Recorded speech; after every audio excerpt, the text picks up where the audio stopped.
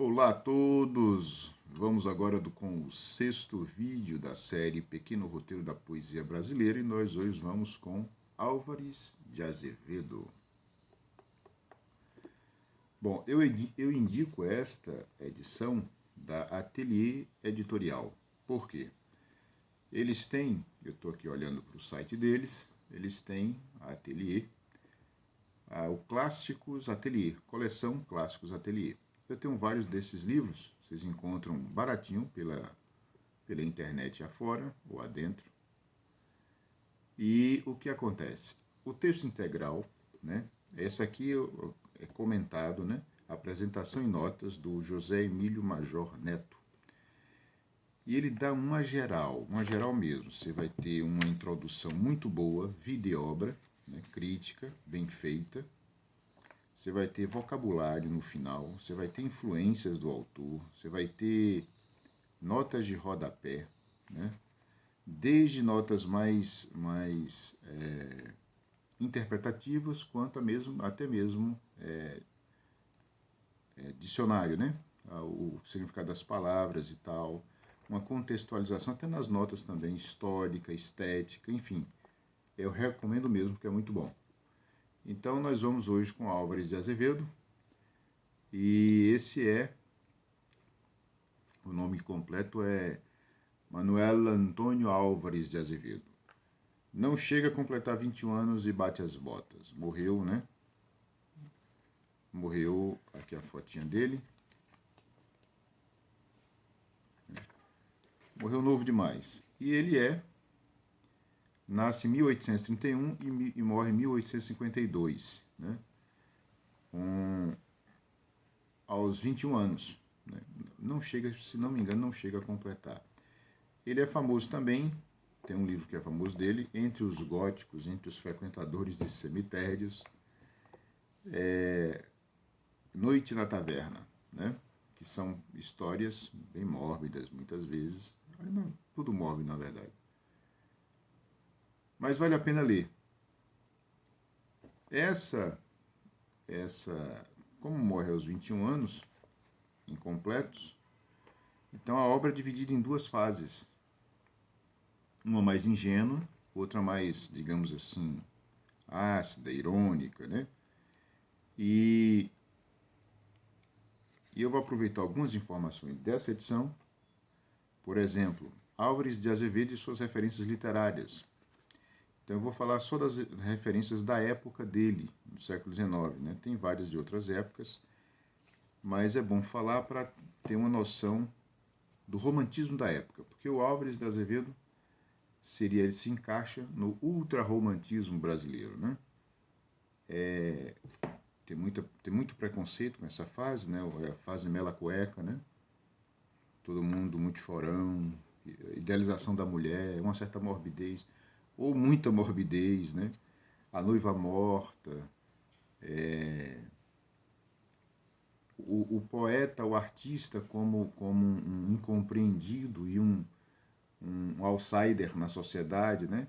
Veja, estava pensando que assim, a questão da modernidade.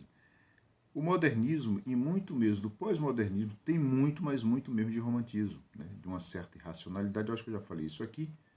Eu estou me olhando aqui na câmera e estou vendo que estou com a cara cansada porque está muito cedo. Hoje eu acordo muito cedo e aproveito o silêncio numa cidade que é hiper barulhenta como Salvador para gravar os vídeos. Mas eu estava onde mesmo? Bom, na modernidade muito influenciada pelo romantismo. Vocês vão ter uma ideia muito boa disso que eu estou falando, que não é um livro de literatura, mas é um livro de história, né? A Sagração da Primavera, do Maud Eckstein, né? É um historiador canadense, e lá vocês vão ter uma ideia.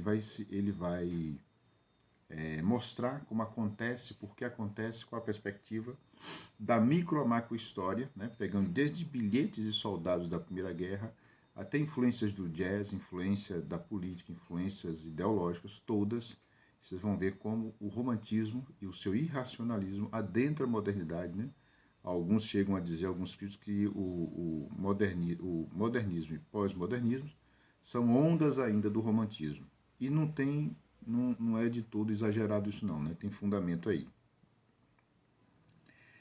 Mas lembrando o seguinte, se vocês não conhecem, talvez já ouviram falar, do chamado Maio de 1968, né? Os protestos de maio em Paris, toda aquela balbúrdia que foi pelo mundo, a influência jovem, né? O movimento hippie, a nova era, né? A era de Aquário, tudo isso aí tem um fundo romantismo, né? Um fundo romantismo. Vocês pegam as bandas de rock, né? O pessoal deprê, mórbido, assim, tal, muito grave. A existência não vale a pena. Tem muito de romantismo isso aí, né? Mas essa relação aí é real mesmo.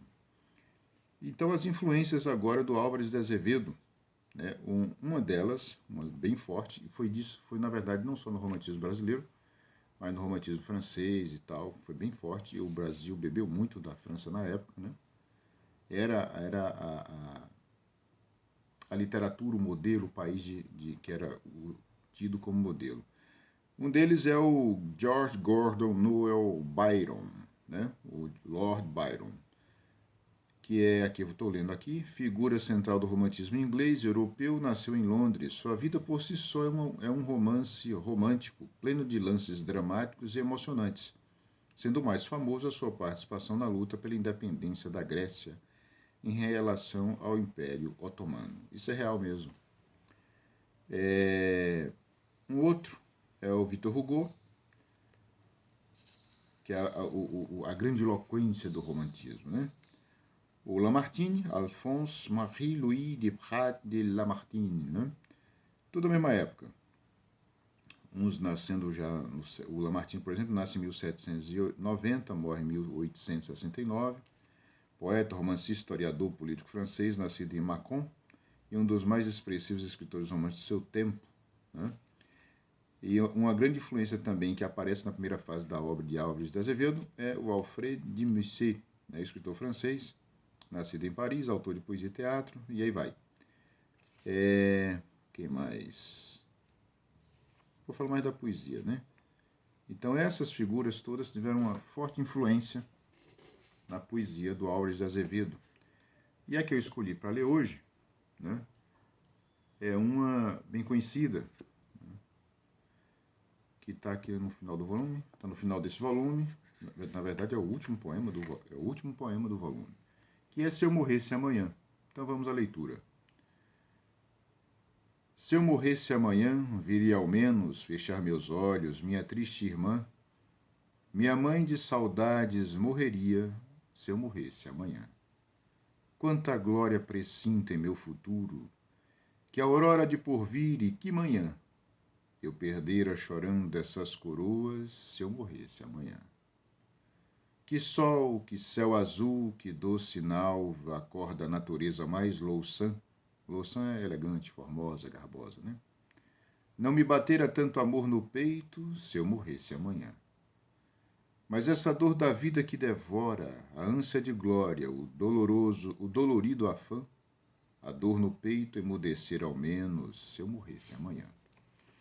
Então veja, um sujeito que morre antes de completar 20 anos, escreve um poema desse, né?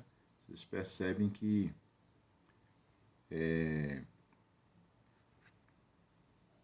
tem muito de idealização, né? Como ele mesmo diz na segunda estrofe. Quanta glória precinta em meu futuro, né? A posteridade e tal. Essa ideia do poeta romântico, outsider, né, que sofre, mas que é o incompreendido, é bem romântica, né? Anteriormente não tinha isso aí, não. Tem sempre o poeta se colocar num pedestal, né? Tem muito isso, né? De Dante, desde lá de Homero até os dias atuais, tem muito isso. Não todos, claro, né? Então, mas veja que, quer queira, quer não, mesmo com toda essa idealização e essa ideia mórbida, o cara vai morrer e tal, você vê que a família aí é um conforto, é um tipo de alívio verdadeiro para o eu lírico, né? Tem uma idealização da mãe, da irmã, né? Como ele usa os verbos, e aqui eu estou olhando para cá porque o poema também está aqui na minha tela, Por exemplo, ele usa os verbos, né, perder, abater, emudecer, né, que estão no pretérito mais que perfeito, do modo indicativo. Então, às vezes, o pessoal tem certa dificuldade e tal, né, porque talvez não se use, talvez não se usa muito hoje. Então, mas aí vocês podem colocar no modo direto, né, trocar pelo futuro do pretérito, né, perderia, bateria, emudeceria, já fica mais próximo do que se usa hoje em português, né. Então, veja que também o poema oscila do início ao fim, né, entre a esperança e o alívio da desistência, né. Essa coisa também quando ele diz na estrofe, né, na terceira estrofe. Essa terceira estrofe sempre me lembrou, porque ele fala, né, que sol, que céu azul, que doce nalva cor da natureza mais louçã. Louçã, como eu falei, é gracioso, viçoso, né, gentil. Mas veja que essa interjeição aí se destaca mesmo, é uma interjeição, né? Como ele fala. Que sol, que céu azul, né? Ele contempla, faz uma contemplação da natureza, uma contemplação amorosa do mundo e se destacada aí na interjeição.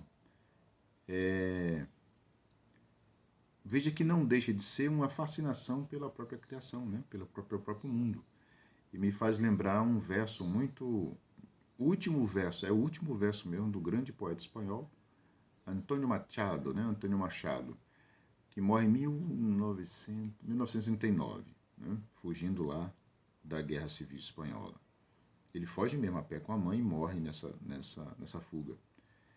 E quando encontraram o corpo do poeta, num quarto pobre de hotel, na cama, ele encontrou entre as roupas dele o último verso, que é, aqui eu vou ler porque está aqui na minha frente. Estos dias azules e este sol de la infância.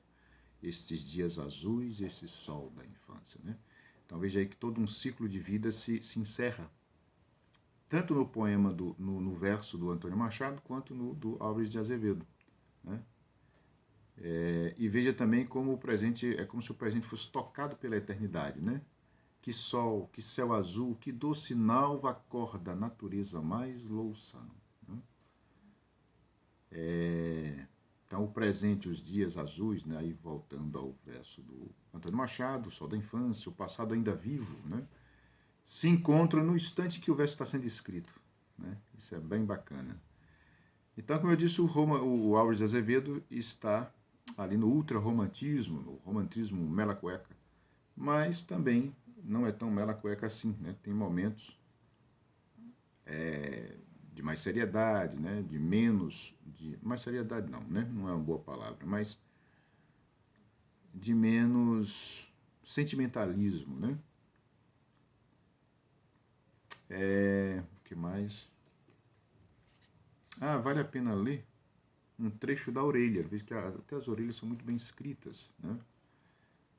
Esse é escrito pelo Frederico Barbosa, poeta, tradutor, e ele diz sobre o Álvares de Azevedo. Ao morrer antes de completar 21 anos, Álvares de Azevedo havia publicado apenas alguns poemas e discursos em revistas acadêmicas de circulação restrita aos seus colegas estudantes de Direito de São Paulo. Né? Mas ele morre muito cedo, e todo o mito é enigmático. Ninguém pode afirmar ao certo se Álvares de Azevedo participou ou não das orgias ditas byronianas dos colegas do seu tempo. Mas ficaram fortemente impressas na sua obra as marcas desse tempo em que, segundo o seu contemporâneo de faculdade, José de Alencar, o romancista, todo estudante de alguma imaginação queria ser um Byron e tinham por destino inexorável copiar ou traduzir o bardo em inglês. Né?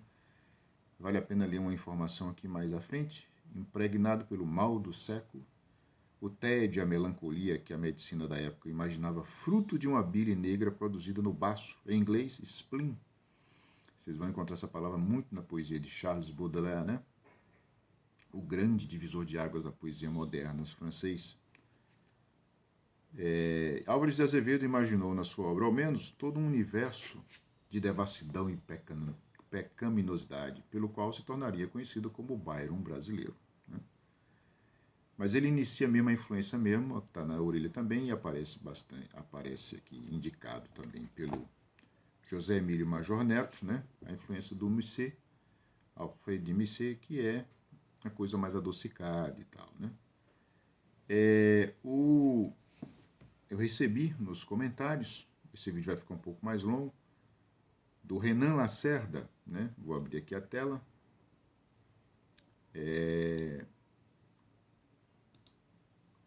Ele queria que eu comentasse o poema longo, não vai dar para fazer isso. O poema Prometeu, do Lord Byron. Né? Ele também mandou uma tradução do Vinícius Ferreira Bart. A tradução está ótima, está excelente mesmo. Muito difícil traduzir isso aqui. São 3 longas estrofes. E o Byron nasce em 1788 e morre em 1824. Né? Morre também com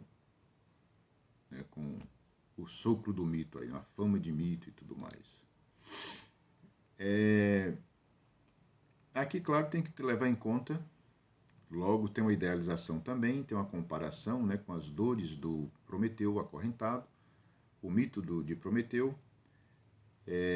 Vale a pena ler a peça, né, Prometeu acorrentado, a peça grega, que eu esqueci o autor, não sei se é Prometeu acorrentado. Vamos por aqui, de Ésquilo, na verdade, né?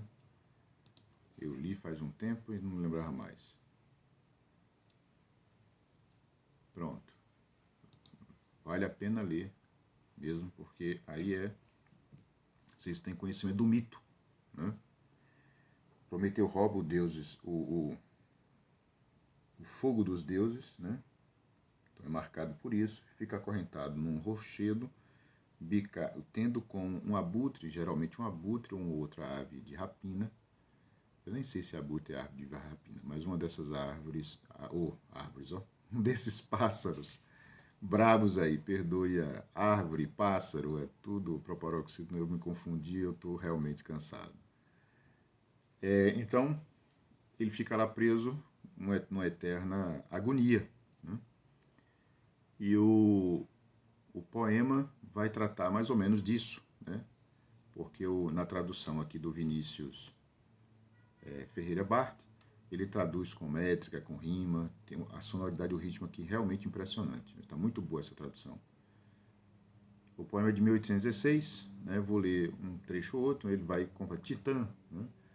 E em inglês tá assim, também começa mesmo com essa interjeição, se direcionando ao Prometeu. Titã, a cujos olhos imortais os sofrimentos da mortalidade, vistos em crua e triste realidade, não eram coisas para um Deus banais. Né? Qual foi a recompensa da clemência? Um silente sofrer de força intensa, a rocha, o abutre, os elos da corrente, as coisas todas do mito que eu falei, né? Tudo que um ser de orgulho na dor sente, de agonia não mostra um semblante, do senso de infortúnio sufocante que surge apenas junto à solidão, e é invejoso para não ter o céu, ouvidos, nem sairá suspiro seu, até que a sua voz ressoe em vão. Então ele vai realmente descrever e fazer toda essa relação do poeta com o Prometeu, do Prometeu com o poeta. Né? E aí passa a primeira estrofe, a segunda, a terceira, todas são muito longas, eu não vou ler todas, vou ler apenas um trecho para vocês terem uma ideia. E mostrar também como a forte influência do Lord Byron, da poesia de Lord Byron na poesia, principalmente da segunda fase, né, do Álvares de Azevedo.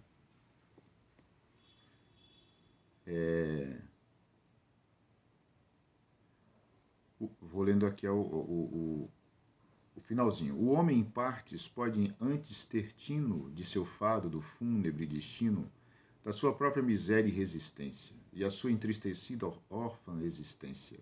Aqui o espírito se possa opor, e igual a tudo o que lhe é amargor e firme arbítrio, vasta consciência, que pode discernir até em dor notória sua própria ajuntada recompensa. Triunfante onde ousa rebelar sem glória, está vendo o poeta rebelado, o poeta outsider, né?